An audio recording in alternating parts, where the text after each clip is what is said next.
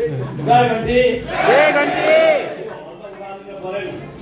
कमसेकम हलले यत्रो 2/3 को सरकार 2/3 को बहुमत ल्याएको राष्ट्रिय स्वतन्त्र पार्टीको गोर्खाली बोलेको स्वरले त्यो तलको सम्म चाहिँ कति ठुलो स्वर होला भनेर हैन।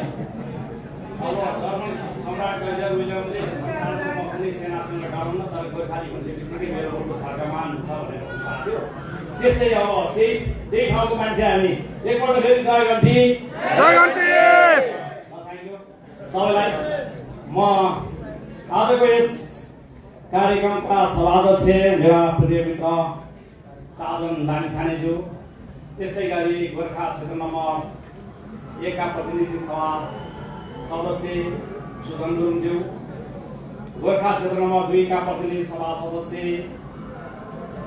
पार्टीको महामन्त्री कविन्द्र लाकोटीज्यू, त्यस्तै गरी गोर्खा क्षेत्र नम्बर 1 बाटै रहनुभएका समानुपातिक प्रतिनिधि सभा समानुपातिक सांसदहरू कर्मश एलिजा गुरुङ र शोभा खनाज्यू, त्यस्तै गरी गोर्खा जिल्ला समितिहरू गोर्खा जिल्लाका समिति उपाध्यक्ष उपसभापतिज्यू ध्रुव अधिकारी लगायत सम्पूर्ण जिल्ला संयन्त्रका साथीहरू, केन्द्रीय विभाग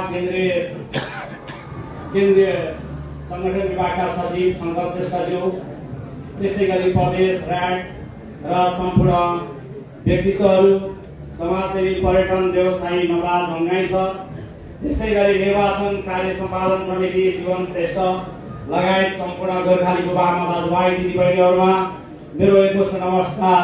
जय घन्टी। आज म त्यति लामो समय तपाईहरुको समय लिने अवस्थामा छैन, किनभने मलाई थाहा छ तपाईहरु हाम्रा माननीयहरूका कुरा सुन्नलाई आतुर हुनुहुन्छ। म तपाईहरुलाई लामो समय लिने भने फेरि तपाईहरुलाई घर जान हतार भइरहेको हुन्छ। त्यो घर जाने क्रममा तपाईहरुले सोच्नुहुन्छ कि छुट्ला कि भन्ने होला। र अर्को कुरा, हाम्रा भर्खरै विजय प्राप्त गरेर आउनुभएका सांसदज्यूहरूलाई पनि समयको अभावले जहिले पनि अब बिरोलिरहेको हुन्छ। हामीले मात्रै समय लियौँ भने उहाँलाई पनि समय पुग्दैन। त्यसै कारणले सम्पूर्ण गोर्खालीहरूलाई म जसले अहिले हामीले भनेका थियौँ हिजो कोही सदस्य लिएर आउनुहोस् भन्यो, कसैले खबरदारी गर्न आउनुहोस् भन्यो, कसैले मत बदल्नुहोस् भन्यो, तर गोर्खाली सबैले मत बदलिनु भयो। त्यसको लागि सम्पूर्ण बुबाआमा दाजुभाइ तथा दिदीबहिनीहरूलाई म राष्ट्रिय स्वतन्त्र पार्टीको तर्फबाट, मेरो जिल्लाको तर्फबाट र मेरो व्यक्तिगत तर्फबाट म धेरै धेरै धन्यवाद व्यक्त गर्न चाहन्छु।